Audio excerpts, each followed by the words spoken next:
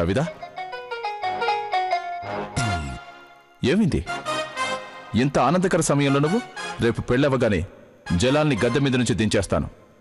అప్పటికి ఆ గద్దెను ఎక్కి కూర్చోగల అర్హత ఎవరికైనా ఉంటే అది నేనే అవుతాను బాద్షా. నువ్వు నా మహారాణివవుతావు. నిజానికి నాకు నీ మొహం చూడడమే ఇష్టం లేదు, కానీ ఇవాళ నేనే నీ దగ్గరికి ఇలా వచ్చాను.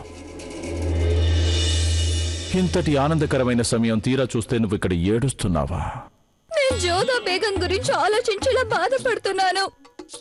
పాపం ఆవిడ ఏమవుతుందో ఏమో, ఇక ఆవిడ బేగం కూడా కాకుండా పోతారే. ముందు సంగతి చెప్పండి, రేపు మీరు కూడా వేరే ఆడదాని కోసం నన్ను అలా వదిలేస్తారా?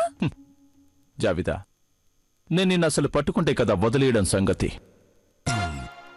సరే పోన్లే, ఇక వెళ్ళు.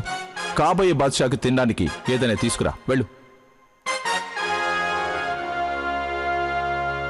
హే అల్లా, చూడనివ్వండి. మీ మొహం చూస్తేనే అంత పేలవంగా ఉందే.